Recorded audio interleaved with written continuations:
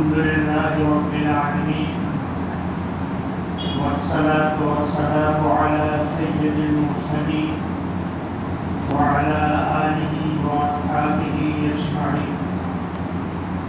أما بعد، أعوذ بالله من الشيطان الرجيم. بسم الله الرحمن الرحيم. عن أنس رضي الله تعالى عنه قال قال رسول الله صلى الله عليه وسلم: حبب إلي الطيب والنساء وجعلت قرة عيني في الصلاة، أو كما قال رسول الله صلى الله عليه وسلم. حضرات گرامی، محترم بزرگ اور دوستوں اور عزیز ساتھی، اللہ کے نبی صلی اللہ علیہ وسلم نے ایک حدیث کے اندر اپنی پسندیدہ 3 چیزوں کا ذکر فرمایا. یہ 3 چیزیں اللہ کی جانب سے نبی علیہ السلام کو پسند کرائی گئی. اور وہ 3 چیزیں کیا تھیں؟ اللہ کے نبی صلی اللہ علیہ وسلم نے فرمایا کہ حبب الی الطیب والنساء، پسندیدہ کرائی گئی مجھے خوشبو، اور دوسری چیز عورتیں.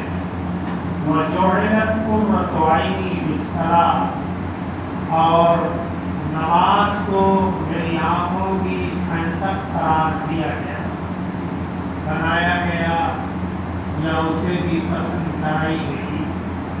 تو 3 چیزیں اللہ کے نبی صلی اللہ علیہ وسلم کو من جانب اللہ کی جانب سے پسندیدہ کرائی گئی. اور ہر آدمی دنیا کے اندر اگر اس کا نفس پاک صاف ستھرا ہے تو اس کے اندر پاکیزگی اور طہارت اور ویسے ہی اچھی چیز اس کے نفس کے اندر غالب ہوگی. آدمی کا نفس خراب ہے تو اچھی چیز کو پسند نہیں کرتا، بلکہ خراب چیزیں اس سے پسند آتی ہیں. انسان کے جسم میں جو بھی کچھ ہوتا ہے وہی طبقے گا، وہی ظاہر ہوگا.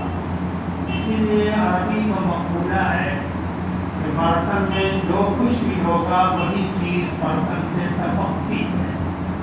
ہمارے دل، ہمارے جسم اور ہمارے مزاج میں جو چیزیں ہوگی وہی چیزیں ہمارے مزاج سے باہر ٹپکے گی، ظاہر ہوگی. اللہ کے نبی صلی اللہ علیہ وسلم کا جسم مزکہ، مصفہ، صاف ستھرا، پاکیزہ. اس لیے اللہ کے نبی صلی اللہ علیہ وسلم اچھی چیز پسند فرماتے تھے اور خوشبو آپ بہت پسند فرماتے تھے. خراب چیزوں سے، بدبو سے آپ کو بہت نفرت ہوتی تھی. بلکہ یوں کہا جائے کہ خوشبوئیں اللہ کے نبی صلی اللہ علیہ وسلم سے محبت کرواتی تھی. ہر اچھی چیز اللہ کے نبی صلی اللہ علیہ وسلم سے محبت کرواتی تھی. تو نبی علیہ السلام بذات خود مزکہ، مصفہ ہیں، اور آپ جو چیز پسند فرمائیں گے وہ چیز کتنی عمدہ ہوگی. اور اللہ رب العالمین کی طرف سے نبی علیہ السلام کو 3 چیزیں پسند کرائی گئیں، جن میں سے ایک طیب، خوشبو ہے. جمعہ کے دن خوشبو کا استعمال کیا جاتا ہے. مسجد میں آدمی آئے خوشبو کا استعمال کر کے لگا کر معطر ہو کر، کیونکہ خوشبو لگانے سے 2 چیزیں ظاہر ہوتی ہیں. اللہ رب العالمین کو خوشبو بھی بہت پسند ہے، اور نبی علیہ السلام کی سنت بھی. جب کوئی شخص خوشبو کا استعمال کرتا ہے تو اللہ تعالیٰ خوش ہو جاتے ہیں، اور نبی علیہ السلام کی سنت بھی زندہ ہو جاتی ہے. اور مساجد میں آ جانے سے، گرمی کے دن ہے، اگر اس میں آدمی خوشبو کا استعمال کرے ظاہر ہے کہ اس کے پسینے سے بدبو نہیں ہوگی، نمازی جو اس کے بالکل متصل کھڑا ہوگا اس کو ہمارے جو پڑھنے سے اذیت اور تکلیف نہیں پہنچے گی بلکہ اسے خوشبو محسوس ہوگی۔ اس لیے خوشبو کا استعمال کرنا یہ روحانی طریقے سے بھی قلب و جان کے اندر بھی ایک نئی جان پیدا کرتا ہے۔ انسان کی روح خوش ہو جاتی ہے، انسان کا دل خوش ہو جاتا ہے اور گویا روح کو ایک خوشبو کی غذا مل جاتی ہے۔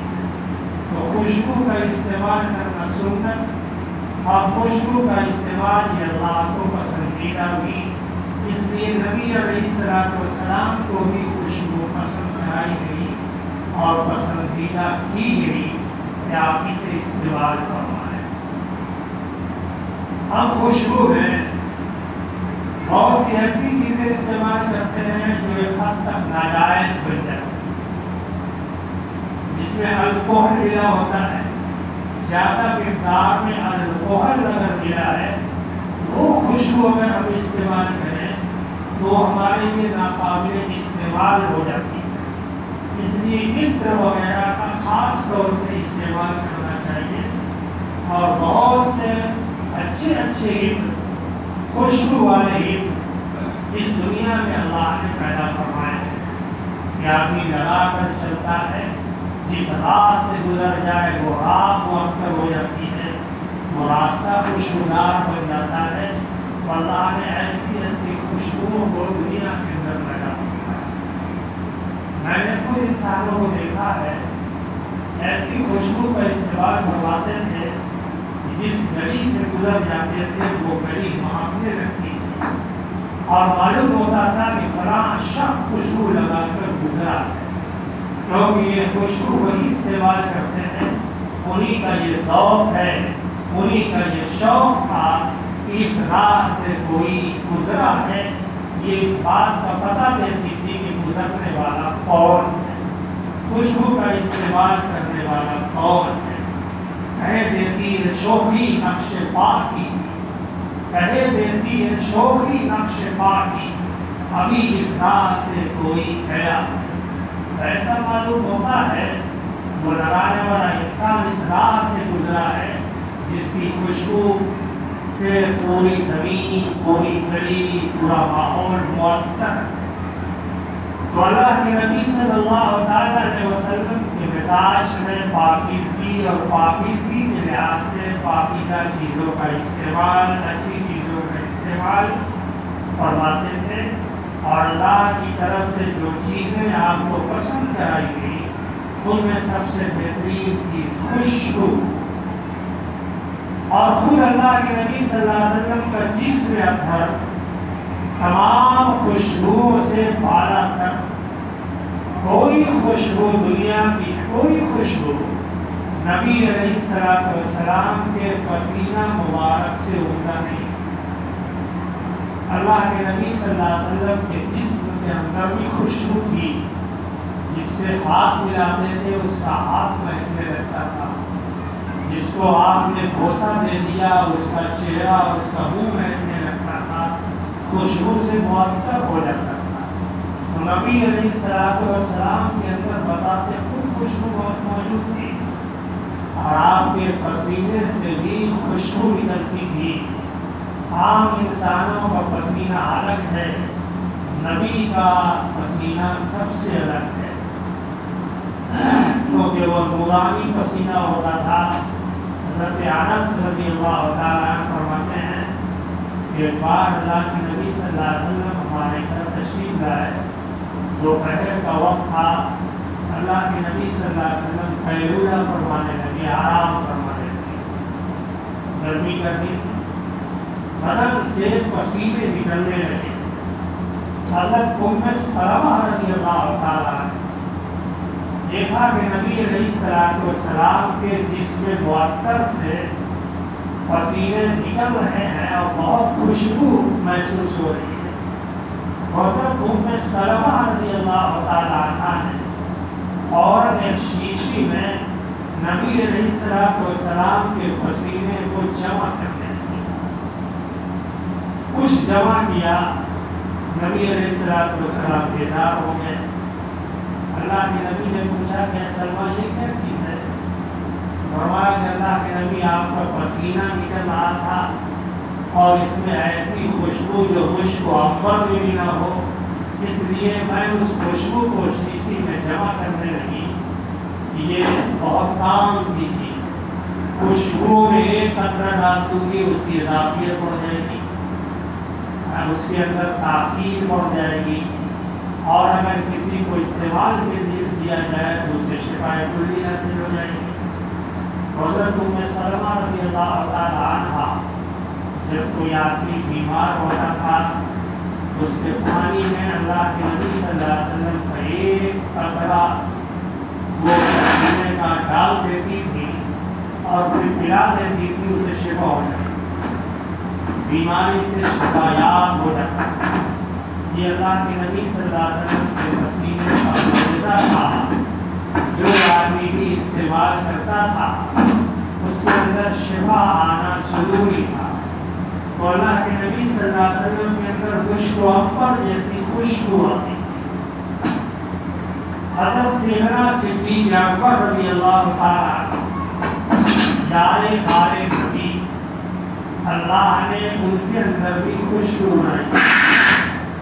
جو صفات نبی علیہ السلام کے اندر پیدا ہوتی تھی وہ صفتیں سیدنا صدیق اکبر کے اندر بھی اللہ تعالیٰ پیدا کرواتے تھے۔ اسی لیے کوئی صحابی صدیق اکبر کا مقابلہ نہیں کر سکتا۔ اللہ کے نبی کے شانہ بشانہ، اللہ کے نبی کی جتنی کیفیات، جتنی چیزیں ہوتی تھیں، حضرت صدیق اکبر رضی اللہ تعالیٰ عنہ کے اندر وہ چیز جمع ہو جاتی۔ صدیق اکبر رضی اللہ تعالیٰ عنہ کے اندر سے بھی بدن سے خوشبو ملتی تھی، مشک و عنبر جیسی خوشبو، اور صحابہ محسوس فرماتے تھے۔ عمر بن خطاب رضی اللہ تعالیٰ عنہ فرماتے تھے صدیق اکبر رضی اللہ تعالیٰ عنہ کے بدن سے خوشبو پھوٹتی۔ اعمال صالحہ کرنے سے، ذکر اور اذکار کرنے سے، بدن کو پاکیزہ بنا دینے سے اللہ تعالیٰ ذکر اور اذکار کے ذریعے سے خوشبو پیدا فرماتے ہیں۔ بدن میں خوشبو کا ظہور ہوگا، انسان بات کرے گا خوشبو کا ظہور ہوگا، جہاں بیٹھ جائے گا وہاں خوشبو کا ظہور ہوگا۔ یہ اس کے اعمال صالحہ کی برکت سے۔ برا عمل کیا جائے گا، خراب عمل کیا جائے گا تو اس کے جسم سے بدبو کا ظہور ہوگا، پسینے میں بدبو بہت خطرناک ہو جائے گی، جہاں بیٹھے گا زمین بدبودار ہو جائے گی، مجلس میں بیٹھے گا لوگ نفرت ٹھیک محسوس کریں گے۔ یہ اس کے اعمال وقت کی وجہ سے ہوگا۔ صدیق اکبر رضی اللہ تعالیٰ عنہ کے اندر بھی خوشبو نکلتی تھی۔ یہ نبی علیہ السلام کا فیض تھا۔ دنیا میں بہت سے ایسے بزرگ اللہ نے پیدا فرمائے جن کی حیات میں ان کے بدن سے خوشبو کا اظہار ہوتا تھا، مرنے کے بعد ان کی قبروں سے خوشبو پھوٹتی تھی۔ اس ہندوستان میں بھی اور دنیا کے بہت سے خطے میں بھی اللہ نے ایسے ایسے بندوں کو پیدا فرمایا کہ آدمی بیٹھتا تھا معطر ہو جاتا تھا، خوشبودار بن جاتا تھا۔ یہ ان کے اعمال صالحہ کی برکت ہے۔ اسی لیے بزرگان ملت اور بزرگان دین خوشبو کا استعمال فرماتے ہیں، اور خوشبو سے وہ معطر رہتے ہیں تو ان کے روح کی بھی غذا مل جائے اور دل کے اندر تازگی، طاقت اور توانائی بھی پیدا ہو جائے۔ ایک بزرگ تھا، ان کا نام ہی تھا خواجہ مشفی رحمۃ اللہ۔ مشک جہاں چلتے تھے مشک کی خوشبو، بیٹھ جائیں مشک کی خوشبو، تکلم کریں بات کریں مشک کی خوشبو۔ لوگوں نے پوچھا کہ آپ کوئی خوشبو لگاتے ہیں؟ جہاں بھی آپ رہتے ہیں خوشبو کا اظہار ہوتا ہے، مشک پھوٹتی ہے۔ خواجہ مشفی رحمۃ اللہ علیہ نے فرمایا کہ میں نے خوشبو نہیں لگائی۔ تب یہ کیسے ہوتی؟ انہوں نے اپنا ایک واقعہ بیان فرمایا۔ میں اس راستے سے گزرتا تھا اس راستے میں ایک عورت مجھے دیکھتی تھی، اس نے برے کام کے لیے ایک دن ہیلا کیا، بہانہ کیا، اور ایک بوڑھی عورت سے جب میں گزر رہا تھا اس نے کہلوایا کہ اندر ایک شخص بہت بیمار ہے، آپ اندر تشریف لے چلے، ذرا اسے دم کر دیجیے، پھونک دیجیے تاکہ اس کی صحت بن جائے۔ اللہ والے تھے، کہا چلو بھائی پھونک دیں، شاید اللہ شفا دے دے، لیکن مقصد کچھ اور تھا۔ جب وہ اندر تشریف لائے تو اس بوڑھی عورت نے اندر سے تالا بند کر دیا، دیکھا کہ ایک نہایت خوبصورت حسین و جمیل عورت اندر بیگم صاحبہ موجود ہے۔ اس نے کہا کہ آج تم ہمارے چنگل سے نہیں بچ سکتے، میں بہت دنوں سے تمہیں دیکھتی، اس راہ سے گزرتے ہو، لیکن آج تمہیں ہمارا کام کرنا ہی ہوگا۔ اللہ والے ہیں، خواہشات نفسانی کو کیسے کچلا جا سکتا ہے، یہ خواجہ مشتی رحمۃ اللہ علیہ نے اطلاع کیا۔ آپ نے اجازت مانگی میں ذرا بیت الخلا ہو لوں، استنجا کر لوں، چلے وہاں کچھ گندگیاں تھیں، اس گندگیوں کو اپنے جسم میں آپ نے ملوث کر دیا، اور اس کے بعد تشریف لائے تو دیکھا بدبو ہی بد، عورت نے بتا دیا یہ بہانہ تھا، بچنے کا ایک ذریعہ تھا۔ اس کے بعد آپ باہر تشریف لائے کسی غسل خانے میں کہ لوگ اس سے ٹھیک کریں گے، تو آپ غسل کرنے لگے، نہانے لگے، کپڑے دھونے لگے۔ جب وہاں سے آپ نکلے ہیں تو اللہ نے آپ کے بدن میں خوشبو کا سونا جاری کروا دیا۔ آج اس وقت سے آج تک ہمارے بدن سے خوشبو کا اظہار ہوتا ہے کہ اللہ کو یہ ادا اتنی پسند آئی کہ اللہ نے بدبو کی جگہ خوشبو ہمارے جسم میں پیدا کیا۔ جہاں بیٹھوں گا خوشبو، جس سے بات کروں گا خوشبو، جہاں سے گزروں گا وہاں کی آب و ہوا اور وہاں کے در و دیوار خوشبو سے معطر ہو جائیں گے۔ یہ خوشبو اللہ کو بہت پسند ہے۔ حب الیت تھی، مجھے خوشبو پسند کرائی گئی، اور اسی طریقے سے مرنے کے بعد بھی اللہ تعالیٰ نے اپنے بندوں کی قبر سے ان کی مٹیوں سے خوشبو جاری کروا دی۔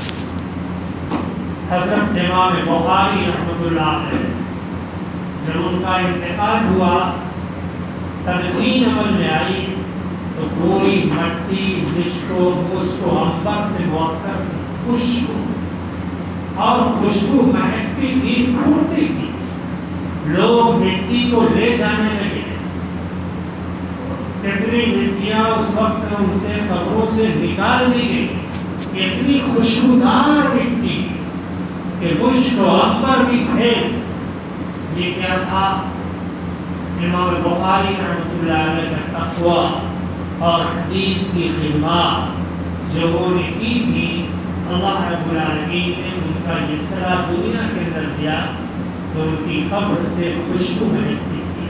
پابندی عائد کر دی گئی، اور آج بھی ہر آدمی کے لیے جہاں وہ مدفون ہیں ان کے لیے ان کے مزار کا اور قبر مبارک کا دروازہ نہیں کھولا جاتا،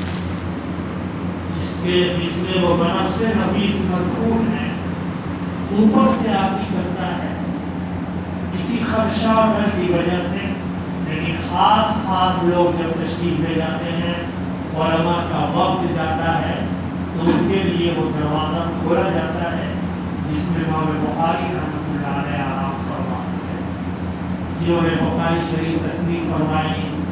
ایک حدیث لکھنے پر غسل فرماتے تھے، 2 رکعت نماز پڑھتے تھے، اللہ سے دعا فرماتے تھے، تب اس کے بعد ایک حدیث لکھتے ہیں۔ 6000 حدیثیں اگر اس کے اندر ہیں تو 6000 بار آپ نے غسل فرمایا، 6000 بار آپ نے 2 رکعت نماز ادا فرمائی، اور اس کے بعد اللہ سے دعا فرمائی۔ جب دل میں بات آ جاتی تھی تب حدیث، تو اس کو کہا جاتا ہے جامع الصحیح البخاری، امام بخاری رحمۃ اللہ علیہ کی جامع الصحیح، جس کو اللہ نے اصح الکتب والا کتاب اللہ کی اعزاز سے نواز دیا کہ آج ساری دنیا قرآن حکیم کے بعد سب سے صحیح کتاب اگر مانی جاتی ہے تو جامع الصحیح البخاری، امام بخاری رحمۃ اللہ علیہ کی بخاری شریف۔ حضرت احمد لاہوری رحمۃ اللہ علیہ اللہ سے بہت ڈرنے والے، اللہ کا خوف ان کے دل میں بدرجہ ادب موجود تھا، اور سکھ تھے، یعنی پہلے یہ سکھ خاندان سے تعلق رکھتے تھے۔ اللہ نے ان کو ایمان کی دولت سے مشرف فرمایا، بہت بڑے عالم ہوئے، بہت بڑے بزرگ ہوئے، اور پاکستان میں یہ درس قرآن دیتے تھے۔ ان کا درس قرآن بہت مشہور تھا، بہت پایا کہ بزرگ مولانا علی میاں ندوی بھی وہاں تشریف لے گئے تھے۔ جب ان کا بھی انتقال ہوا تو اللہ نے ان کی قبر سے بھی خوشبو کا اظہار فرمایا، ظاہر ہوئی اتنا عبادت گزار، ترجمہ قرآن، تفسیر قرآن کا مفسر اور بڑی علوم و معارف والی باتیں اللہ ان کی زبان سے ظاہر فرماتے تھے۔ تو اللہ جس کو پسند فرما لیتے ہیں، جس کو اپنا بنا لیتے ہیں، تو اس کو بہت ساری نعمتوں سے نوازتے ہیں۔ دنیا میں ان کا احترام کرتی ہے، اور مردے بھی، اصحاب قبور بھی ان کا احترام کرتے ہیں، اور ان کے ذریعے سے اللہ کہتے انسانوں کو بخش دیتے ہیں، معاف فرما دیتے ہیں۔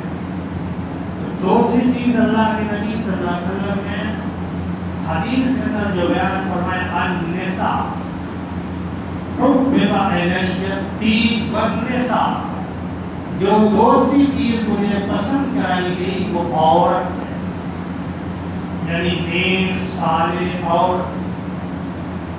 بد عورت ہوگی انسان کا جینا دوبر ہو جائے گا، عورت دیندار نہیں ہوگی انسان سے اور شوہر سے اس کے اندر میل جول نہیں ہو سکتا۔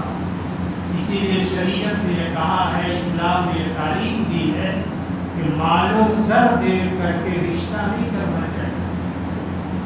اگر اس کے اندر خوبصورتی ہے، دینداری ہے، تقویٰ ہے، اگرچہ غریب ہے، یہ سب سے مفید نکاح ہوگا، برکت والا نکاح ہوگا۔ اور امیر دیکھ کر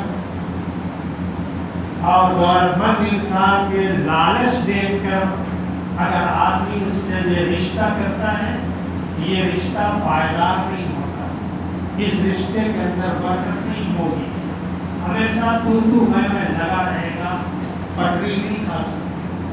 بہت سارے واقعات ہیں اس پر۔ اس لیے اللہ کے نبی صلی اللہ علیہ وسلم کو جو چیز پسند کرائی گئی دوسرے نمبر کی وہ عورت تھی۔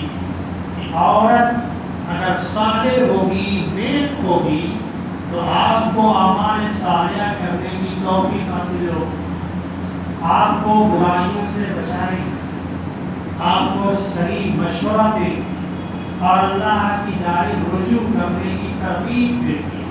کم خرچ میں قناعت پسندی اس کے اندر ہوگی، مصیبتیں، تکلیفیں، پریشانیوں میں آپ کی معاون ہوگی، بات ایسی کرے گی جس سے آپ کو سکون مل جائے۔ ایک جملہ ہوگا، چند جملے ہوں گے جس سے ساری دنیا بھر کی پریشانیاں، تھکاوٹیں، مصیبتیں چند جملوں سے آپ کی دور ہو جائیں۔ یہ نیک عورت کا کمال ہوگا، اس کا فیضان ہوگا جو اللہ رب العالمین انسانوں کو عطا فرماتے ہیں دینداری کی وجہ سے۔ بددینی ہوگی، لالچ ہوگا، تو سب کچھ رہنے کے باوجود اگر ہم دیندار ہیں لیکن عورت دیندار نہیں ہے تو نباہ بہت مشکل ہو جائے گا، آدمی کو سکون نہیں ملے گا، عبادت میں ذوق نہیں ہوگا، کوئی نیک کام کرنے کا داعیہ پیدا نہیں ہوگا، کیونکہ وہ عورت اتنی خبیث ہے، خناس قسم کی ہے کہ وہ اپنے شوہر کو کتنی چیزوں سے روک دیتے منع کر دیتے ہیں، لیکن اللہ نے درگزر کرنے کا حکم فرمایا کہ اس پر سختی نہ کی جائے، اس کے قصور کو درگزر کر دیا جائے، سمجھایا جائے اور اس کو امام و تفہیم کے ذریعے راہ راست پر بلایا جائے۔ حضرت خدیجہ الکبریٰ رضی اللہ تعالیٰ عنہا کو دیکھیں، اللہ کے نبی صلی اللہ علیہ وسلم کی پہلی زوج محترمہ، المرأۃ الصالحہ، نیک عورت ہے۔ اللہ کے نبی کو کتنا فائدہ ہوا؟ سب سے پہلا فائدہ، سب سے پہلا سکون ملنے والا اور تشفی اور تسلی آمیز جملہ اللہ کے نبی نے حضرت الکبریٰ رضی اللہ تعالیٰ عنہا سے سنا۔ آپ کو سکون ہو گیا، اللہ نے ان کے ذریعے سے آپ کو مالا مال فرما دیا۔ یہ خدیجہ ہی تھی جس کی وجہ سے اللہ کے نبی صلی اللہ تعالیٰ علیہ وسلم دین کے کام میں، نبوت کے کام میں بہت ہی بڑھ چڑھ کر کے اور کما حق کہو آپ نے اس کا حق ادا فرمایا۔ اسی لیے ان کے انتقال کے بعد آپ کو بہت افسوس ہوتا تھا، بہت مغموم رہتے تھے کہ خدیجہ جیسی عورت جو اس دنیا سے چلی گئی، 40 سالہ عمر کی، 25 سال اللہ کے نبی کی عمر، نوجوان، لیکن نباہ اتنا آسان ہو گیا کہ اللہ کے نبی صلی اللہ علیہ وسلم کی زندگی میں کبھی تو میں تک نہیں، اپنا مال نچھاور کرنا، اللہ کے نبی کی خدمت میں دن رات مشغول رہنا، اللہ کے نبی کو تسلی آمیز جملوں سے نوازنا، یہ حضرت خدیجہ رضی اللہ تعالیٰ عنہا کا توحرائے امتیاز تھا۔ اللہ کے نبی کو بہت سکون ملتا تھا۔ پہلی وحی نازل ہوئی، گھبرا گئے۔ آپ نے فرمایا کہ مجھے بہت سب دلوں میں بہت ڈر لگتا ہے۔ تسلی کس نے دی تھی؟ حضرت خدیجہ نے۔ آپ ضائع نہیں ہو گئے، آپ کے اعمال صالحہ یہ ہیں، آپ کے اعمال کو آپ نے گنوایا، اس سے آپ کو بہت تسلی ہو گئی۔ یقیناً اللہ رب العالمین کو ضائع نہیں فرمائے گے۔ یہ المرأۃ الصالحہ، النساء، یہ پسند کرائی گئی اللہ کے نبی صلی اللہ علیہ وسلم کو، اس لیے گھومتا بیویوں کا انتخاب کرنا چاہیے۔ قرآن نے کہا کہ فانکحوا ما طاب لکم من النساء مثنی وثلاث ورباع، جو بیویاں، جو عورتیں تمہیں اچھی لگیں اس سے تم نکاح کر لو، چاہے 2 عورتوں سے کر لو، 3 سے کر لو، 4 سے کر لو، 4 تک اللہ نے اجازت دی۔ جو سیرت کی اچھی ہو، صورت کی اچھی ہو، دین کی اچھی ہو، اس عورت کا انتخاب کرنے سے دین دنیا دونوں سمجھ جائے، اور بد ہوگی تو دین بھی برباد، دنیا آدمی اس جو غم میں ڈوبا ہوا دنیا سے چلا جائے گا، اسے راحت نام کی چیز نہیں۔ تو اللہ کے نبی صلی اللہ علیہ وسلم کی 3 پسندیدہ چیزیں جن میں ہے خوشبو، ایک المرأۃ الصالحہ یعنی عورت، اور تیسری چیز نماز۔ نماز یہ اللہ کے نبی کو پسند کرائی گئی، اس میں نمازوں کا اہتمام کرنا چاہیے۔ اللہ ہم سب کو عمل کی توفیق عطا فرمائے۔ وآخر دعوانا